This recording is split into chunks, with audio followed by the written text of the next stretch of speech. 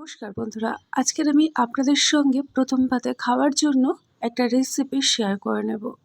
এইটা গরম গরম ভাত অথবা রুটি দিয়ে খেতে দুর্দান্ত লাগে।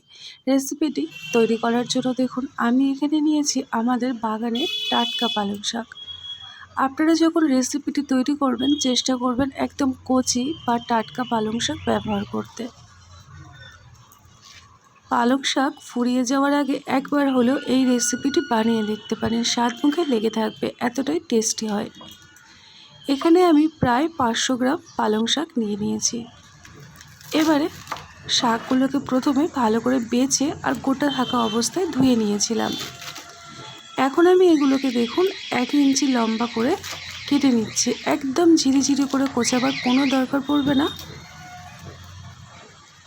আমি দেখি এই দেখুন এই রকম করে কেটে নিতে হবে, একটু বড় বড় রেখে সমস্তটা কেটে রেডি করে নেব। রেসিপিটি তৈরি করার জন্য পালং শাকগুলোকে আমি একই রকম পদ্ধতিতে কেটে রেডি করে নিয়েছি। দেখুন আপনারা নিজেদের প্রয়োজন মতো পালং শাক নিয়ে নেবেন। এবারে যে কাজটা করতে হবে, একটা পাত্র আমি নিয়েছি, তার মধ্যে আমি দেখুন প্রায় 100 থেকে 150 গ্রাম মসুরির ডাল দিয়ে দিলাম। দিয়ে দিচ্ছি জল, দিয়ে হাত কষলে খুব ভালো করে ডালগুলোকে জল পাল্টে ধুয়ে নিতে হবে।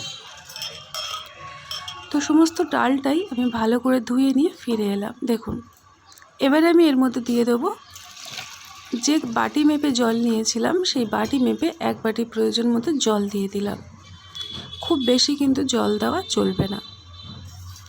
এবারে আমি এর মধ্যে দিয়ে দেবো 1/2 চামচ পরিমাণে লবণ। এখন গ্যাসটাকে অন করে দিচ্ছি, দিয়ে আমি এটাকে বসিয়ে দিলাম। একদম কম আছে এটাকে ফুটতে দেব। প্রায় 10 মিনিট পরে আমি ফিরে এসেছি। দেখুন বন্ধুরা, এখানে এই পর্যায়ে একটুকু জল কিন্তু এক্সট্রা থাকবে না। আর এই রেসিপিটি তৈরি করার জন্য ডালটাকে ঠিক এই রকমভাবেই আমাদেরকে রেডি করতে হবে। গোটা গোটা থাকবে, তবে খুব সুন্দরভাবে সুসেদ্ধ যেন হয়ে যায়। এবারে ডালটা আমার রেডি হয়ে গেল। এখন আমি এটাকে ঢাকনা দিয়ে সাইডে রেখে দেব। তার মধ্যে চলুন বাকি কাজটা করে নেওয়া যাক। রেসিপিটি তৈরি করার জন্য আমি একটা কড়াই গ্যাসের উনুনে বসিয়েছি। সবার প্রথমে আগের থেকে কেটে ধুয়ে রাখা পালং শাকগুলোকে দিয়ে দিলাম। অল্প একটু লবণ দিয়ে দিতে হবে যাতে পালং শাকটা খুব তাড়াতাড়ি নরম হয়ে যায়। দিয়ে দেবো 1 চামচ রসুন লম্বা লম্বা করে কুচিয়ে নেওয়া। আর দিয়ে দেবো অর্ধেকটা পরিমাণে পেঁয়াজ কুচিয়ে নেওয়া। আর দিয়ে দেবো কয়েকটা লঙ্কা মাঝখান থেকে ফালি করে নেওয়া ঝালের জন্য। ঝালটা নিজেদের মতো কম বেশি করে নিয়ে নেবেন। তবে এই রেসিপিটা একটু ঝাল ঝাল ভাব হলে কিন্তু খেতে মন্দ হয় না। এবারে সমস্ত কিছু খুব ভালো করে দেখুন নাড়িয়ে চাড়িয়ে নিচ্ছি। এখন আমি এটাকে ঢাকনা দিয়ে মোটামুটি 5 মিনিট একদম কম আঁচে রেখে দেব। 5 মিনিট পরে ফিরে এসেছি আর আপনাদেরকে আমি দেখিয়ে দিচ্ছি। দেখুন জলটা কিন্তু একদম শুকিয়ে গেছে। এখান থেকে আমি কোনো রকম কিন্তু জল ব্যবহার করিনি। এখান থেকে যতটুকু জল বেরিয়েছে সেটাকে নাড়িয়ে চাড়িয়ে একটু শুকিয়ে নিতে হবে।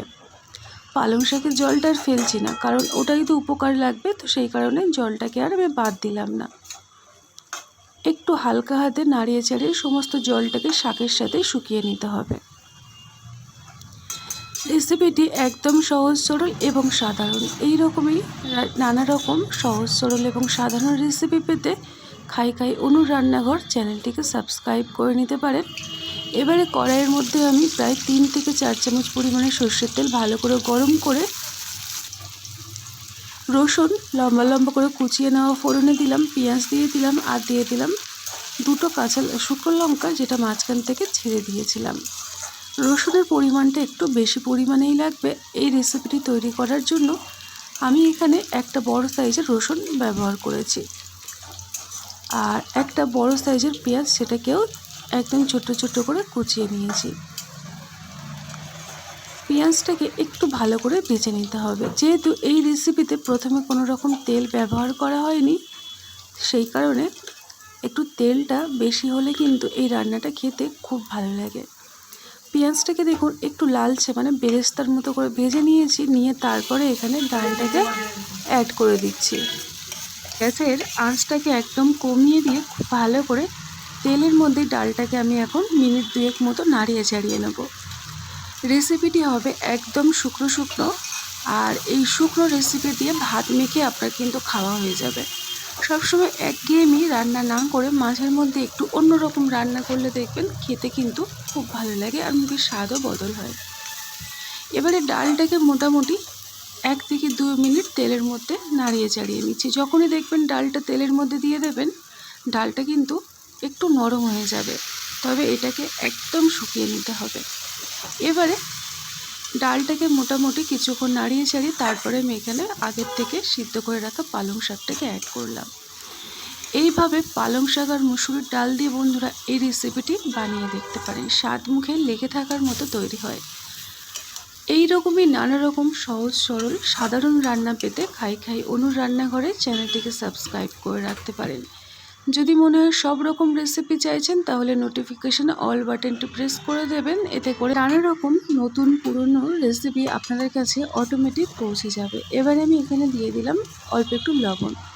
যেহেতু ডাল সিদ্ধ করার সময় আর পালং শাকটাকে সিদ্ধ করার সময় আলাদা আলাদা করে লবণ দিয়েছিলাম, তাই লবণের স্বাদটা কিন্তু বুঝে শুনেই দিতে হবে। এখন আপনারা দেখে নিশ্চয়ই বুঝতে পারছেন আগের থেকে ডালটা কিন্তু অনেকটাই শুকিয়ে গেছে। রেসিপিটি হবে এই রকমই একদম শুকনো গামাখা। এবারে আমার এটাকে হয়ে গেছে যেহেতু গ্যাসের ফ্লেমটাকে অফ করে রেখে দিলাম। তারপরে একটা পাত্রের মধ্যে গরম গরম সার্ভ করে নিয়ে আপনাদেরকে আমি দেখিয়ে দিচ্ছি। দেখুন বন্ধুরা কতটা লোভনীয় দেখতে হয়েছে। তো আজকের এই পালং শাক দিয়ে মুসুরির ডালের রেসিপি আপনাদের কেমন লাগলো সেটা কিন্তু অবশ্যই করে জানাবেন। সবাই ভালো থাকবেন।